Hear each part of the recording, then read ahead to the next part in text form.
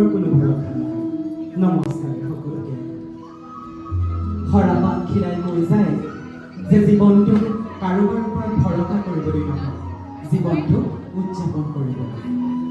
গছৰ হৰাবাক খিৰাই কয় যে জীৱনটো কাৰোৰ ওপৰত ভৰসা কৰিবলৈ নহয়, জীৱনটো উদযাপন কৰিবলৈ। সময়বোৰ নিজৰ সময়বোৰ আমাক দিব। যেতিয়া নিজৰ সময়বোৰ আমাক দিব তেতিয়া আমি সুবিধা ল'ব। সময়বোৰ নিজৰ সময়বোৰ আমাক দিব। যেতিয়া নিজৰ সময়বোৰ আমাক দিব তেতিয়া আমি সুবিধা ল'ব। ভগৱানে সৃষ্টি কৰা এই সুন্দৰ জীৱনটো আমাৰ বাবে।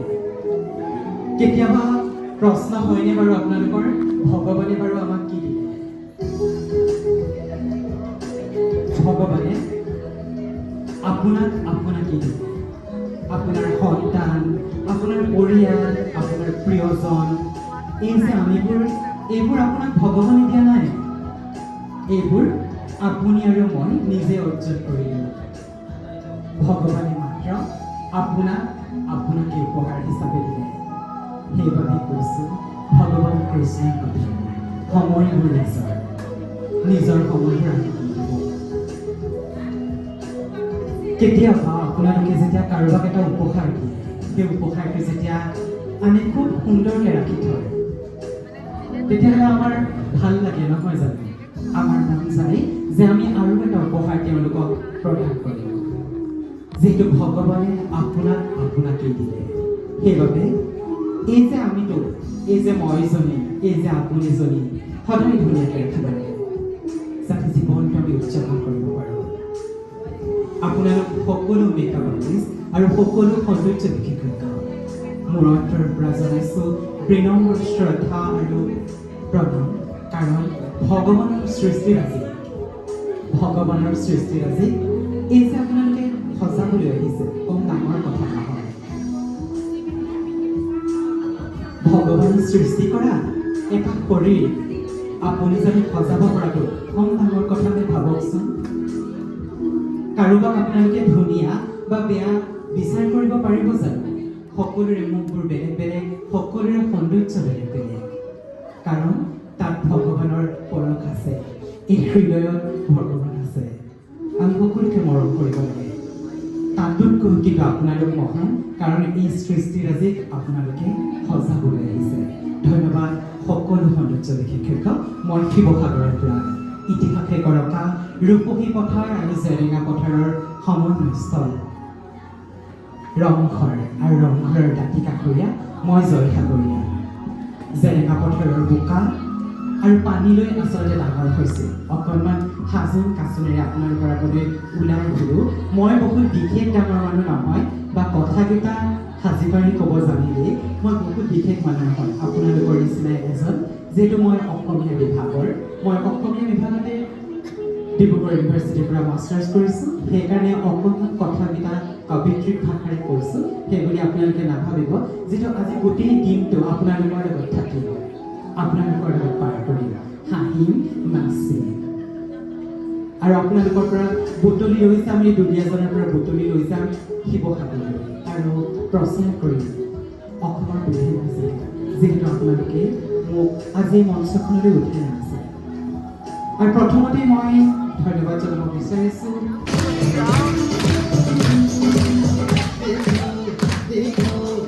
এইবাৰ আমি মঞ্চলৈ আমন্ত্ৰণ জনাব বিচাৰিছোঁ সুনিতা সেন মেম।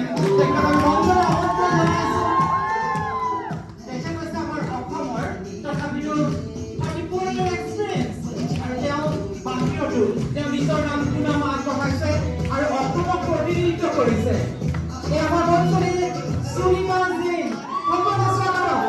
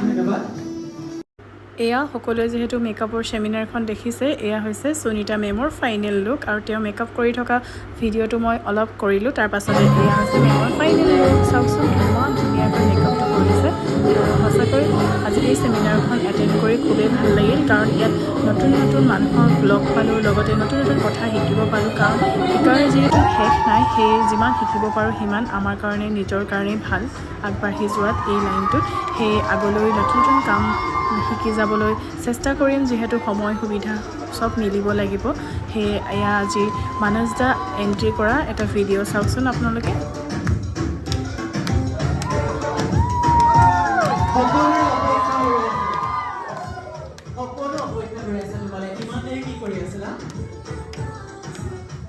মোক ৰখাই থোৱা হৈছিল অৰ্গেনাইজাৰ পৰা ভালনে সকলোৰে বঢ়িয়া আমাৰ মডেল গৰাকী কেনেকুৱা লাগিছে আজি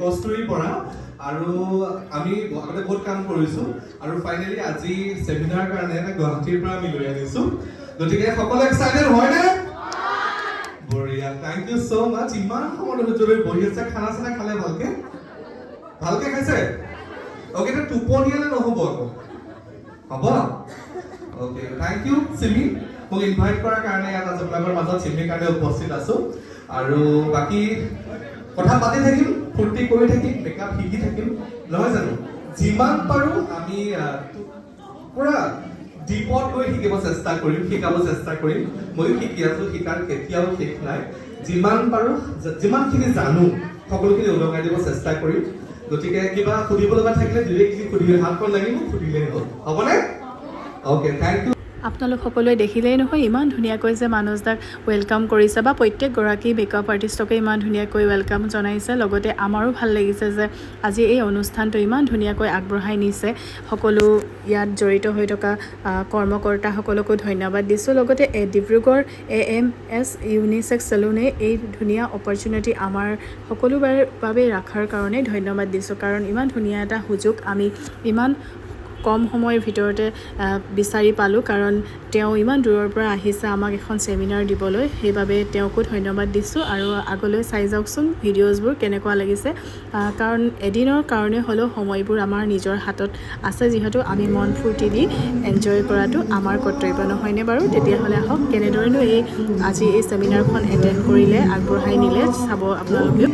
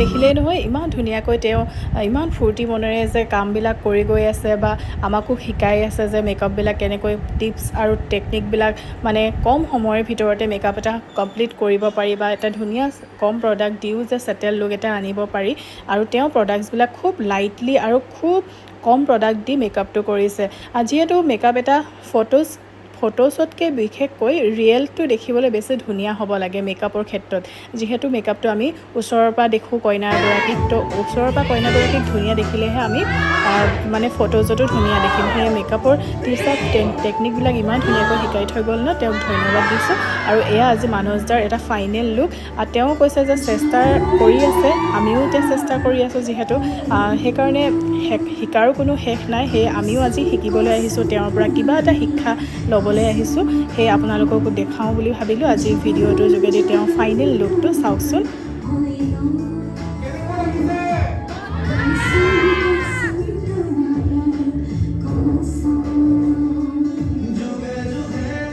আৰু এয়া হৈছে ফাইনেল লুক সঁচাকৈ মেকআপটো দেখিলে ইমানেই ধুনীয়া লাগিছে যেন তেওঁ মেকআপ লোৱাই নাই এনেকুৱা লাগিছে কাৰণ প্ৰত্যেকটো বস্তু নেচাৰেল হ'লে ইমানেই ধুনীয়া দেখে যে ওচৰৰ পৰা চালেও তাক ভাল লাগে সেই ফটোজতো আৰু ধুনীয়া আহিবই যিহেতু নেচাৰেলিটি ইমান ধুনীয়া লাগিছে এনেধৰণে ইমান ধুনীয়াকৈ যে আজি চেমিনাৰখনত প্ৰত্যেকগৰাকী ব্যক্তিয়ে আমাক সকলোখিনি নতুন নতুন বস্তু শিকাই থৈ গ'ল তাৰ বাবে অশেষ ধন্যবাদ দিছোঁ সকলোলৈকে আৰু এইগৰাকী হৈছে ব্ৰাইডগৰাকী কিমান মৰম লাগিছে এই হৈছে গুৱাহাটীৰ পৰা আৰু এয়া মানস দা সঁচাকৈ তেওঁ এজন খুব খোলা মনৰ ব্যক্তি হয় আৰু এয়া এজন এংকৰিং কৰা দাদা তেওঁৰ কথাশৈলীখন ইমানেই ধুনীয়া যে সকলোৱে তেওঁক ভাল পাইছে আৰু এয়া দীপা জৈন মেম তেওঁ নগাঁৱৰ হয় তেওঁৰ পৰাও শিকিলোঁ বহুতখিনি নজনা কথা আৰু এয়া সুনিতা জৈন মেমৰ মডেল আৰু আটাইকেইগৰাকী ব্যক্তিলৈ ধন্যবাদ দিলোঁ আৰু লগতে আমাৰ ফ্ৰেণ্ডখিনিও লগ পালোঁ আজিলৈ আহিছোঁ বাই বাই